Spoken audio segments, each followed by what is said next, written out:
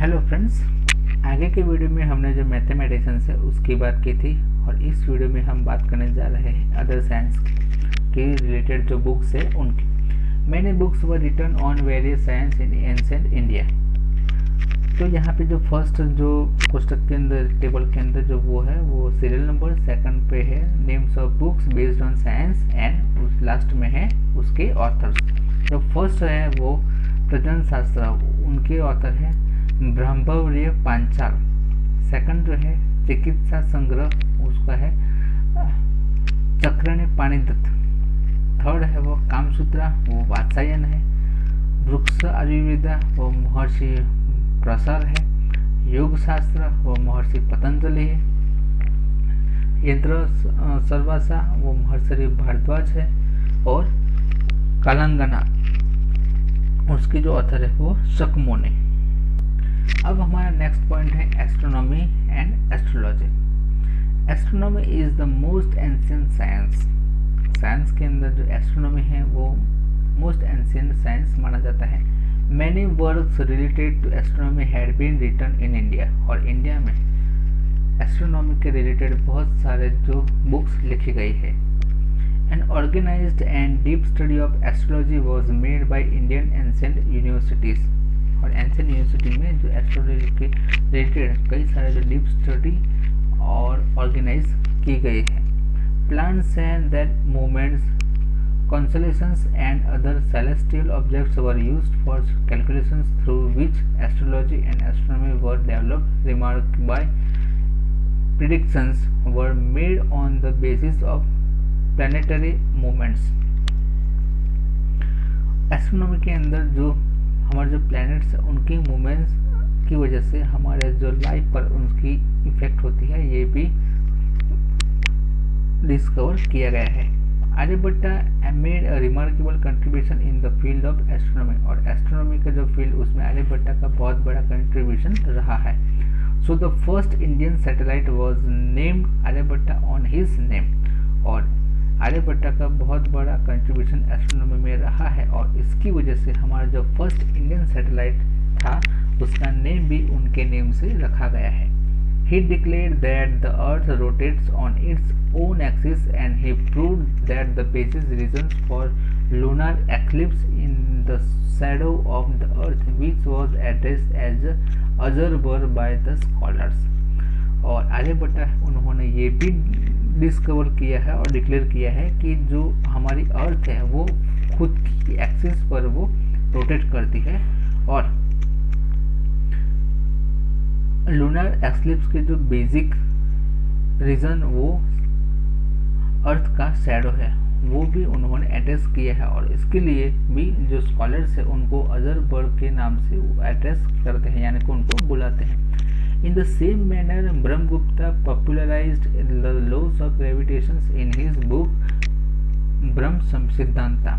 और उसके अलावा जो ब्रह्मगुप्ता है उन्होंने अपनी जो बुक है ब्रह्म सिद्धांत उन्होंने भी ग्रेविटेशनल के जो लॉ है वो डिस्क्राइब किए हैं। Varahamihira was the great astrologer and astronomer who divided astrology into 3 sections, तंत्र, होरा एंड संहिता। वराहमिहिर है वो ग्रेट एस्ट्रोलॉजर माने जाते हैं और उन्होंने एस्ट्रोनॉमी को 3 सेक्शंस में डिवाइड किया है, तंत्र, होरा and Samhita. His Granth named Brahm Siddhanta gives information regarding effect of planets on man's future, his characteristic, various classes of animals, the time of marriage, ponds, wells, gardens, good omen for sowing। और उन्होंने जो ब्रह्म सिद्धांता के अंदर कई सारे जो information जो उन्होंने डिस्क्राइब की है, जैसे कि जो प्लैनेट्स है उनकी इफेक्ट मैन के फ्यूचर पर होती है और उनकी जो कैरेक्टरिस्टिक पर भी होती है और उसके अलावा कई सारे जो एनिमल्स पर भी उनकी इफेक्ट होती है। और मैरिज का जो टाइम है, पॉन्ड्स एंड वेल्स और गार्डन्स के लिए जो गुड ओमेन वो होते हैं वो भी उन्होंने अपनी जो बुक है ब्रह्म सिद्धांता उसमें डिस्क्राइब किया है। We should feel pride that our ancestors were expert in the various sciences। और हमें ये प्राउड और फील प्राउड फील करने वाली बात है कि हमारे जो एंसेस्टर्स थे वो अलग डिफरेंट जो साइंसेस है उनमें एक्सपर्ट थे। उसके बाद हमारा नेक्स्ट पॉइंट है Vastushastra. There is an immense contribution of the ancient India in the field of Vastushastra. Vastushastra के अंदर जो हमारे इंडिया का जो कंट्रीब्यूशन है वो भी बहुत बड़ा रहा है। It is an inseparable part of astrology, और जो वास्तुशास्त्र है वो एस्ट्रोलॉजी से वो इनसेपरेबल पार्ट है। Vastushastra of India is being recognized, dignified and praised by many countries of the world. और वर्ल्ड के कई सारे जो कंट्रीज है वो उन्होंने हमारे वास्तुशास्त्र को रिकग्नाइज किया है, डिग्निफाइड किया है और प्रेज यानी कि उनकी बहुत मेरे प्रेज भी किया, उनके गुणगान भी गाए हैं। Brahma, Narad, Brihaspati, Bhrigu, Vashishtha and Vishwakarma have made unique contribution in the field of Vastushastra. और हमारे वास्तुशास्त्र को डेवलप करने के लिए जो ब्रह्मा है, नारद है, बृहस्पति है, भृगु है, वशिष्ठ है, विश्वकर्मा है, कई सारा जो ग्रेट सजिस का कंट्रीब्यूशन रहा है। They have propagated the principles of construction for dwellings, temples, palace, ashosa, forts, storehouse of ammunition and the town planning. The description of Vastu Shastra is mentioned in Brit Samhita। उसके बाद जो मेवाड़ के जो राणा कुंभा है उन्होंने भी साइंस को 15th century के अंदर उनको रिवाइव किया है, यानी कि उसका फिर से डिस्कवरिंग वर्क किया है। According to the traditional belief Vishwakarma was the first architect of gods. और हमारे जो बिलीफ ट्रेडिशनल जो बिलीफ है उसके अनुसार हमारे जो विश्वकर्मा है वो गॉड्स के फर्स्ट आर्किटेक्ट माने जाते हैं। ही डिवाइडेड वास्तुशास्त्र इनटू 8 सेक्शंस। और जो विश्वकर्मा है उन्होंने वास्तुशास्त्र को 8 सेक्शंस में डिवाइड किया है।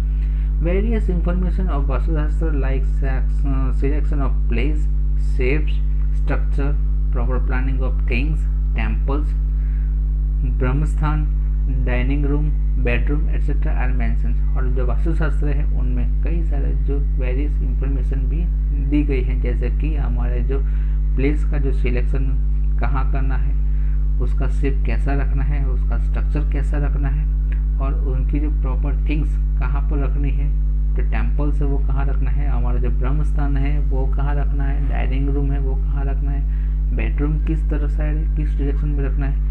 और इसके अलावा कई सारे जो इंफॉर्मेशन है वो वास्तुशास्त्र में मेंशन की गई है।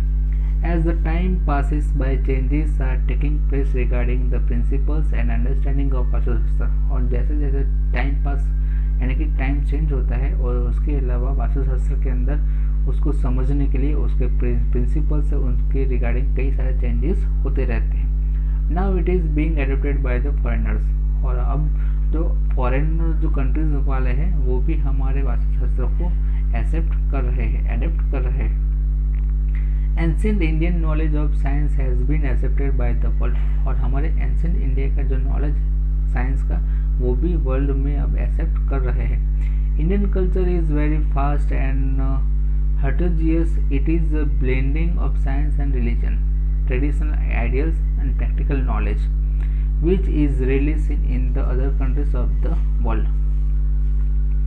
Tolerance and equality towards all religions is seen in our culture। और हमारे कल्चर में जो टॉलरेंस जो इक्वालिटी है वो हम रिलीजियस में भी दिखाई देता है। In spite of having diversity in religion, lifestyle and values, we see unity in our country। और हमारे इंडिया में जो रिलीजन में डाइवर्सिटी है, लाइफस्टाइल में डाइवर्सिटी है और उनके जो वैल्यूज़ है उनमें डाइवर्सिटी है, फिर भी हमारे इंडिया में यूनिटी में दिखाई देती है। We should not forget that Indian culture reflect unique feature of unity in diversity. और हमें ये नहीं भूलना चाहिए कि हमारे जो इंडियन कल्चर का एक रिफ्लेक्ट है यानी कि एक यूनिक फीचर है वो है यूनिटी इन डाइवर्सिटी।